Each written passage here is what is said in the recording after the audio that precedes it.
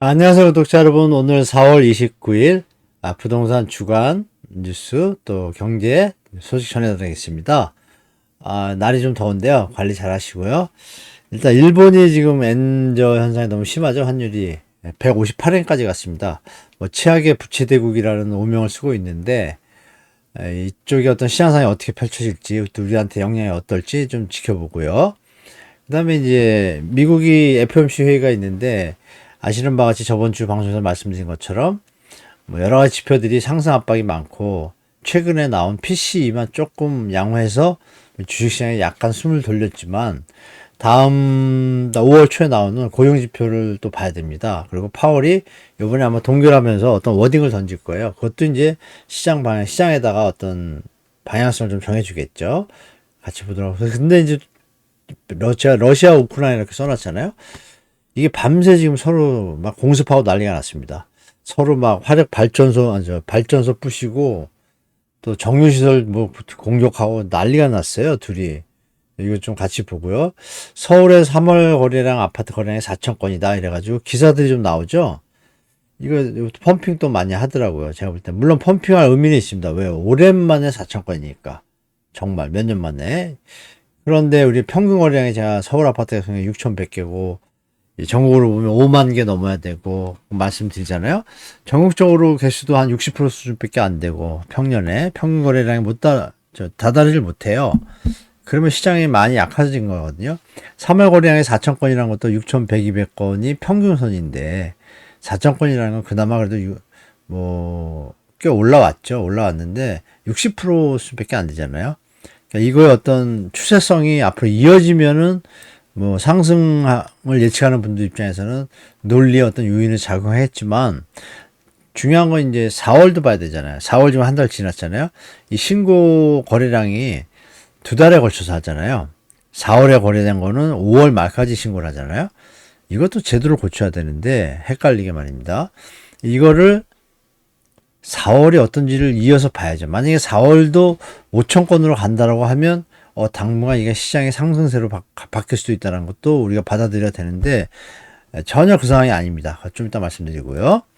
그리고 이제 매물이 이제 또 역대 최대를 기록했습니다. 8만 4천 건 제가 써놨죠. 8만 4천 건. 점점 숫자가 늘어나죠. 8만 건 초과했을 때도 나왔고 8만 3천 건 저번 주 통과 또 돌파했고 또 8만 4천 건. 이제 중요한 거 가을 겨울에 물건 제가 많이 나온다 했잖아요. 그때도 이거 9만도 찍을 수 있습니다. 역대 최대입니다. 2년 반 전에 3만 1,000개였는데 어마어마한 물량이니까 이거에 대해서 여러분들이 좀 의미를 두셔야 됩니다. 거래량과 매물은 큰 의미가 있습니다, 여러분. 거래가 받쳐주지 않은 거래 가격이 의미가 없고 거래량이 많은 상태의 가격은 의미가 있습니다, 여러분. 슈퍼 엔저 34년 만에 최악의 환율법 먼저 볼게요. 첫 기사부터 158엔. 이 정부가 이제 계속 낮은 금리를 줬잖아요. 일본이. 그러면 이자 낼 때 이자 돈이 들러가겠죠. 정부 입장에서도 부담이 들어가겠죠. 올리면 0%에서 1% 그만큼 돈이 나가겠죠. 근데 지금도 많이 나가거든요. 이자가. 국채에 발행한 이자가 뭐 부채에 대해서. 금리를 이제 인상하게 되면 여기서 또 추가적인 문제가 뭐가 있냐면 일본의 좀비 기업이 프로가 빠졌는데요. 17.5%예요. 10.5%인데 개수로 26만 개입니다. 꽤 되죠. 우리가 알고 있는 도시바라는 업체도 지금 좀비 기업 상태입니다. 그러니까 일본도 수출이 잘 되는 업체 지금 엔저로 인해 가지고 그거 빼고는 그걸로 인해서 뭐 주식시장이 좀 움직이는데 영속성이 약해요. 내수가 죽으면 주식은 좀 버티겠지만 일본 경제 자체가 다 버틸 수 있다고 보지는 않습니다. 약간의 어떤 함정이 좀 있는 것 같습니다. 자, 그래서 이 일본이 아시는 것 같이 유럽하고 미국이 물가를 잡기 위해서 버블을 좀 줄이기 위해서 금리를 다 올렸잖아요. 5.25, 뭐 4.50까지. 근데 우리는 3.5인데 일본은 우리만도 못한 거예요. 전혀 힘을 못 쓰다 보니까 3월 19일 날 이제 0.1% 인상하고서 뭐 금리 인상 체제로 통화 정책을 바꾸겠다고 했는데 26일 날 그냥 동결해 버린 거예요. 동결하니까 시장에서 뭐 일본 얘들 뭐지? 상태가 안 좋은가? 보니까 좀비 기업이 많네. 물가가 많이 오르네? 그럼 이제 여기서 문제가 뭐가 있냐면은, 미국의 이제 입장이, 그 전에 요거부터 말씀드리고, 그 우리가 이제 150엔 넘어선 게 의미가 있는 게 보시면, 여기 어때요, 여러분? 이게 90년도 때는 뭐, 이 플라자 합의 때문에 일시적으로 260엔이 120엔대로 왔지만, 그 뒤에 보시면 120원, 130엔대로 왔다가 150엔대로 다시 통과를 해요. 통과할 시점이 어때요? 1990년 거품 붕괴예요. 그리고 147엔, 거의 150엔대로 올 때 아시아 외환위기. 그러니까 전반적으로 경제 펀더멘털이 안 좋으면 150엔대로 가요. 근데 지금 이거 2022년이거든요. 2022년 이거 뚫었잖아요. 158, 여기까지 왔잖아요. 추세가 급하잖아요. 여기니까. 얘가 이렇게 가면 좀 문제가 있겠죠, 여러분? 누가 봐도? 이거에 대해서 지금 환율 인상에 대해서 어쩌면 채권 자경단까지 등장하지 않을까라는 게 제 개인 생각입니다. 이렇게 보시면 또 하나의 문제가 일본이 2013년부터 10년물 국채를 일본 은행이 주로 좀 많이 매입을 했어요. 그럼 이제 국채가 만기가 도래하면은 줘야 되잖아요.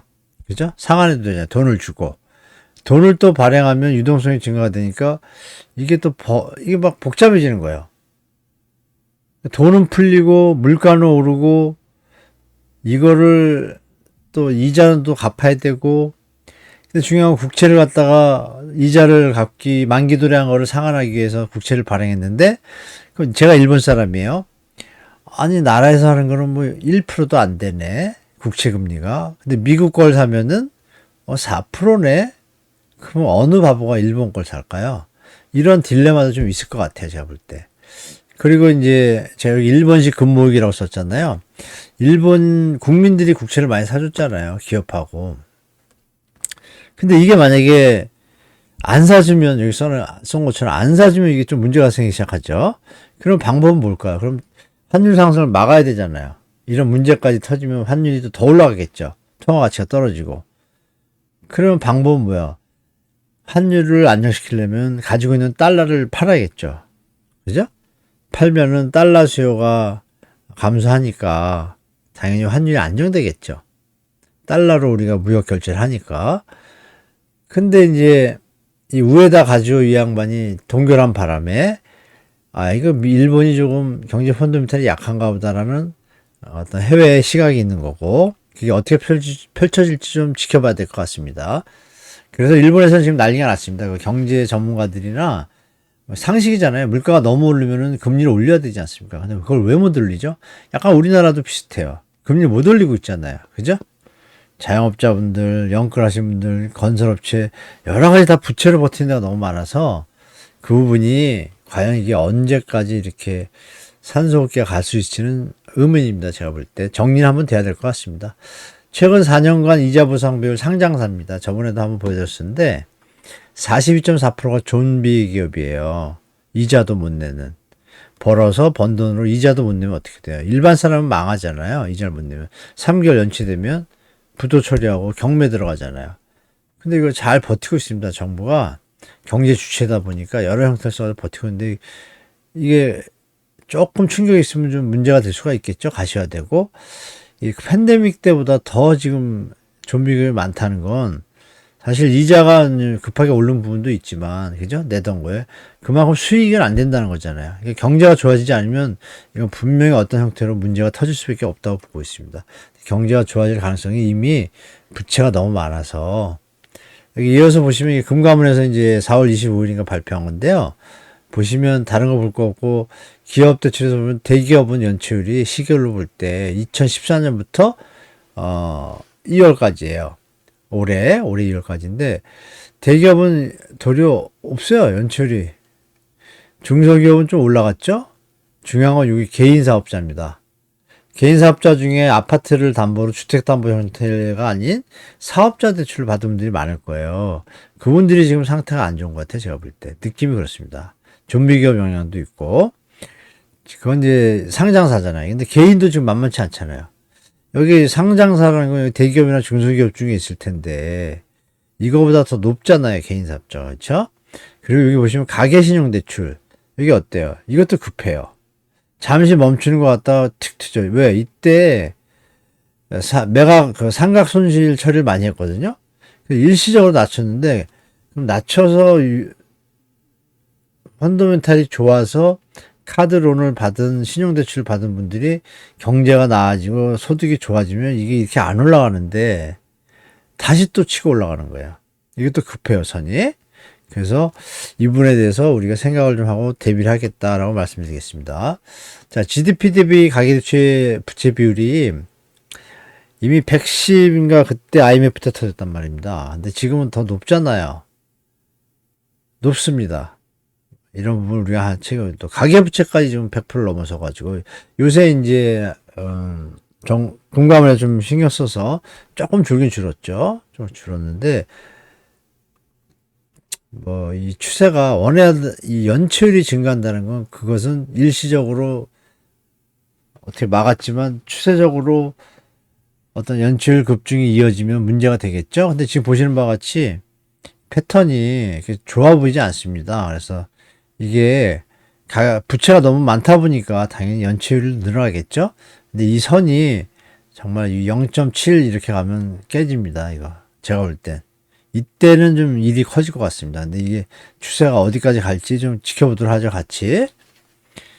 자, 그리고 이제 미국인데요. FOMC 회하고 나면 제가 저번 주에도 말씀드린 것처럼 미국의 그 경제지표 발표 순서가 이렇게 됩니다. 수순이. 근데 이제 PC가 조금 저번 주에 양호해가지고 조금 낮았는데 고용지표가 2일인가 3일날 발표하는데 이거하고 이어지는 것들이 추세가 어떻게 될지 이게 어떻게 되느냐에 따라서 약간의 뷰가 바뀌겠지만 현재 파월은 금리 인하에 대해서 약간 홀딩하는 거를 이미 던져놨고 여기서 우리가 생각할 게 뭐냐면 일본이 엔전인데 아까 말씀드린 것처럼 환율을 유지하기 위해서는 안정적으로 수출업체만 좋지 나머지한테 안 좋으면 이거 비중을 맞춰야 되잖아요. 그러면 환율이 너무 높으면 안 될 땐 어때요? 그러면 달러를 팔아야겠죠. 있으면. 그래야지 달러 수요가 줄어야 이제 환율이 좀 안정적이지 않습니까? 1조 1,300억 달러. 거의 좀 3위 안에 어떤 채권국이죠. 미국 국채에 대해서. 지금 일본이 막 매각을 하면 어떻게 될까요? 이자 돈도 갚아야 되고 그러니까요. 그죠? 미국채 가격이 그러면 내려가겠죠. 일본이 달러를 파니까. 막 판다는 얘기는 뭐예요? 미국의 통화 가치가 인덱스가 낮아진다는 얘기니까 올라가지 않고. 그럼 이제 금리는 올라가고 가격은 하락하잖아요. 그럼 여기서 미국도 약간의 묘한 스탠스가 되는 거예요. 미국도 발행할 거 있고 그런데 이게 이제 연동성이 있는 거예요. 그래서 일본의 행보가 사실 시장에 좀 영향이 있을 것으로 보입니다. 제가 볼 때. 어떤 일본이 다음에 어떤 행보를 보일지. 지금의 환율 급상승에 대해서 정부가 어떤 식으로 개입할지도 좀 관전 포인트 같습니다, 여러분. 아니나 다를까 이런 분위기가 금리 인상 쪽으로 어떤 분위기가 가닥이 잡히니까 주택은행, 우리 5대 은행 주택담보대출 금리가 슬그머니 이렇게 올랐습니다. 저번에 한번 잠깐 말씀드렸지만 제가 말씀드린 것보다 더 올랐습니다. 0.12, 3 이렇게 올렸다고 했는데 0.33, 0. 여기는 한 5.95니까요. 0.5 넘게 올렸죠. 그럼 1%나 1%의 반이 꽤 되죠, 여러분. 이런 분위기가 연출되고 있고 미국의 이제 금리에 대한 시장의 어떤 뷰를 볼 수 있는 페드워치인데요. 보시는 바와 같이 6월, 5월 그거는 물 건너갔습니다. 97%가 그냥 동결이에요. 그리고 다음 걸 보시면 7월 정도 돼가지고 6월 정도 돼가지고도 88.90%가 동결이에요. 그죠?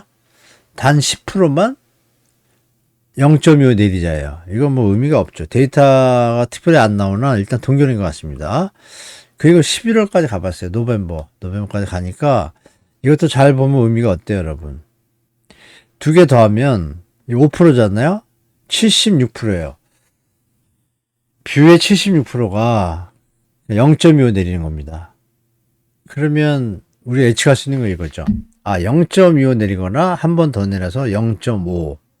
많이 내리면 0.7. 여기서 원하는 이런 것처럼. 그죠? 4.5나 4.75. 4.5는 쉽지 않은 것 같아요. 제가 볼 때. 1% 내리는 건데, 데이터가 나오지 않는 한 올해도 물 건너가고 0.25에서 0.75 사이에 그 밴드 속에서 금리 인하에 그게 있겠지만 데이터가 안 받쳐주면 그것도 그냥 이어서 갑니다. 그거 대비하셔서 시장 보시는 게 좋을 것 같습니다. 러시아 우크라이나 전쟁이 이렇게 터졌잖아요. 완전히 터졌습니다. 저번에 4월 20, 며칠이죠? 이란이 이스라엘 공격하고 막 그때, 그날 러시아도 우크라이나 또 막 포격했잖아요. 공습하고. 그때, 우크라이나의 최대 화력발전소 용량이 거의 다 파괴됐거든요. 완전 파괴됐는데, 요번에 또 밤새 엊그제 막 이렇게 서로 막 치고받고 해가지고 열병합 발전소 두 군데가 이렇게 폭파됐습니다. 보시는 것처럼 사람 여기 조그맣게 있잖아요. 너무 작죠. 완파 수준입니다. 완파. 그러면 에너지 공급이 좀 부족하겠죠. 뭐 이런 분이 또 전쟁이 끝나지 않을 것 같다는 느낌을 받을 수 있는 게 이게 요즘 나오는 모습인데요. 미군 지원을 받았잖아요. 탱크를 젤렌스키가 이렇게 되어 있습니다. 이렇게 드론 공격 막으려고. 미국 브래들리 탱크인데 또 러시아도 마찬가지로 드론 공격을 피하려고 이렇게 거북이 탱크라고 이름을 붙여가지고 토굴 탱크 이런 식으로 계속 간다는 건 뭐예요? 전쟁이 이어지는구나. 휴전하기도 쉽지 않겠다라는 걸 알 수 있고 특히나 어제 밤새 공격할 때 러시아가 좀 대대적인 병력을 투입했습니다. 그래서 이게 앞으로 또 어떤 일이 벌어질지 또 제가 아는 대로 말씀드리겠습니다. 자, 서울 아파트 거래량 시장 보겠습니다. 시장. 서울 아파트 거래량 추이가 이렇게 보시는 바와 같이 4,000건 보도가 나왔다 그랬잖아요. 보시는데 여기 보시면 제가 이어서 써놓은 게 있죠. 뭐라고 써놨어요? 4,000건을 찍었는데 약간 올라왔습니다. 전 고점보다. 이건 의미가 있으면 중요한 건 이어서 가야 되는데 여기처럼 이어서 이렇게 갔다가 꺾일 수가 있잖아요. 근데 요번에 의외로 지금 추정치로 지금 4월 한 달 거래량이 지금 1078개가 나왔거든요. 그러면 풀로 2배 정도 가까이 잡아도 3400이잖아요. 그래서 제가 2900에서 3300건 예정으로 보고 있어요. 추정. 그러면 그 선이 추정한 지표를 넣으니까 꺾입니다. 바로. 꺾인다는 얘기는 힘이 오랫동안 추세를 못 이어간다는 얘기죠. 그죠? 1월부터인데. 이렇게. 그래서 이 부분에 대해서도 그러면 다음 달에 꺾인다는 얘기는 뭐예요? 그만큼 심리나 펀더멘탈이 되게 안 좋은 거예요. 그래서 만약에 다음 달에 꺾이면 거래량만 꺾이지 가격은 안 꺾일 겁니다. 아마 4월하고 5월 아주 근소한 차이로 서울은 상승 지표를 띄울 거예요. 부동산원에서. KB 통계는 거기까지 안 나오지만 실제로 데이터를 해보면요. 상승 거래가 한 300개 있었고 하락 거래가 한 278개 이 정도예요. 상승이 278, 하락이 300 가까이 돼요. 약간의 차이가 있어요. 물론 하반기로서 좀 더 그런데 이 4월, 5월 달이 마지막 저인 것 같아요. 제가 볼 때. 빠르면 6월에 완전히 좀 패턴이 바뀔 가능성이 높다. 빠르면 느려도 8월, 9월엔 새로운 시장이 좀 보일 거다라고 말씀드리겠습니다. 자, 그래서 이 매매 물량이 또 많이 늘어난다는 것은 시장의 상승의 힘을 약화시키잖아요. 매매 물량이 역대 최고치를 찍었습니다. 84,000건. 이거 의미가 큽니다. 그렇죠, 여러분? 84,000건이면 이게 정말 추세로 봤을 때 연말쯤 가면 9만 건이 될 수도 있습니다. 제가 볼 때. 거기까지 가면 제가 볼 땐 정말 확실하게 조정기가 들어갈 겁니다. 자, 강남 서초 송파 매물은 계속 급증하는 추세를 보시면 총선 이후에 물량이 늘어나고 있고 저번 주도 말씀드렸고 지금은 조금 더 늘었습니다. 강남구 우리 구독자분이 한 분 말씀 주셔가지고 흐름 체크를 좀 해보겠습니다. 이것도 우리가 거래량하고 이제 가격하고 혼동되지 말아야 되는데 거래량이 받쳐주고 증가하면서 가격이 상승하면 추세적으로 3개월 이상 6개월 이상 가면 상승 분위기로 들어갔다고 볼 수 있어요. 3개월 이상 지속되면. 그렇지 않으면 그거는 일시적인 거거든요. 자, 보시면 일단 전체 강남구를 보시면 어때요, 여러분? 보시는 바와 같이 끝선을 보시면 약간 꺾였다가 다시 꺾이는 모습이 하나 붙어 있잖아요. 여기요. 그죠? 여기. 아까 좀 아까 말씀드렸을 때, 이 부분에서 꺾였다 올라왔다 다시 꺾이는, 제가 보이네요. 자, 줄일게요. 여기 보시면, 여기서 이렇게, 요번에 이렇게 떨어졌어요. 200에서 80개. 요거를 그러면 1.8 정도 곱하면 280, 160개 정도 떨어집니다. 강남과 아파트 거래. 그러면 160개면 한 요 정도 손 나올 거란 말입니다. 여기에. 그죠? 그럼 이 추세를 한번 보세요. 바닥이잖아요. 바닥. 바닥에서 기고 있는 겁니다. 그러면서 호가만 유지하고 있는 거예요. 이게 오래 갈 수 있을까요? 매물이 없다는 문제겠지만 매물 말씀드렸잖아요. 어마어마하게 늘고 있다고. 그러니까 시장 중장기적으로 꼭 여유 있게 가셔라. 너무 언론에 휘둘리지 마시고. 자, 강남구 대치동 거래량 추인데요. 아까는 이제 강남 9구 대치동만 이제 볼게요, 여러분. 대치동도 뭐 비슷하죠?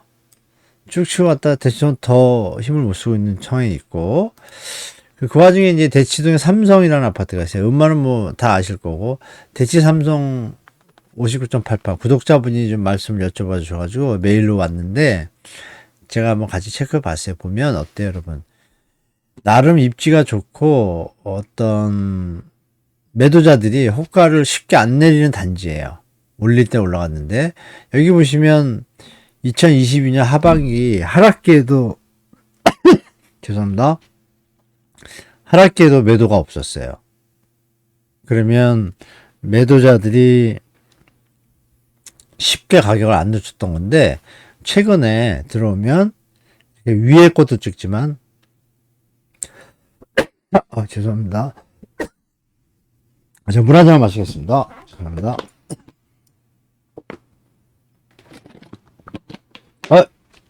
죄송합니다. 여기 보시면 이제 하락거래가 이렇게 하나 떴잖아요. 요 밑에가 좀 다운됐고, 고점보다는 거래가 없었다가. 그러면 높은 가격도 있지만 낮은 가격으로 내려는 분들도 이제 나오기 시작한 거죠. 조금 더 봐야겠죠, 시장을. 자, 그렇게 보시고, 자, 이렇게 시장 상황하고 경제 상황 좀 체크해 봤는데요. 여러 가지로 변동성이 뭐 해외 글로벌 요인도 그렇고, 일본도 그렇고, 중국은 쉽게 회복하지 못하고 있고, 국내 사정도 뭐 신생아론으로 유지가 되지, 사실 매수 심리는 지금 많이 낮거든요. 매수 우위 지수라고 지표들이. 거래량만 조금 늘었습니다. 여러분들 아시는 신생아론의 효과도 꽤 크죠. 신생아론이면 9억이었는데 서울 아파트는 가격이 비싸잖아요. 그럼에도 불구하고 50% 이상이 60% 가까이가 9억이합니다. 거의 70%에 가깝죠. 그리고 10억, 11억까지 가면 70%, 80% 수준이고요. 그러면 시장이 예전보다는 평균 매매 가격이 좀 낮아졌습니다. 전반적으로. 그럼에도 불구하고 이제 한국 부동산원은 지표가 자꾸 0.05 이렇게 상승하는 거로 지금 보도가 자꾸 나오고, 또 그거를 우리 기자분들이 그걸 또 그대로 받아 쓰는데요. 좀 검색 좀 하고 확인 좀 하고 썼으면 좋겠습니다. 그래서 실제 거래량이 하락 거래가 6개고 상승 거래가 4개면 어떤 근거에 의해서 이 데이터가 나온지 부동산원에다가 확인하는 게 필요하지 않을까요, 여러분? 자, 여하튼 제가 볼 때 지금의 이 미친 수준의 이 주택 가격은 제가 볼 땐 분명히 조정이 올 것으로 보고 있습니다. 청년들이 감당할 수 없는 주택 가격이라는 것은 미래가 안 보이는 것이고, 상식적으로 국민 소득 수준에 맞춰서 현재 주택 가격은 정말 과도하게 높은 상태입니다. 이게 이제 가계부채 문제가 내수 문제까지 오고, 항상 버블 터졌던 나라를 보면 부동산이 발목을 잡고 탐욕을 키워가지고 결국 일부 계층만 소득을 많이 취하고 이런 양상들이 많이 있습니다. 이 과도기인데, 이 속에서 우리 구독자분들 중에도 다주택자가 계시겠지만 적정한 가격에 적정한 차익이라면 국가까지 생각 안 하실지라도 더불어 사는 사회니까 적정한 차익 누리시고 욕심 안 내시고 파시면 주택시장 안정에도 도움이 되니까. 그리고 한 가지 말씀드릴 게, 2009년에서 12년 사이에요. 매각하신 분들이 계시면 다주택자 양도세 환급이 지금 하고 있습니다.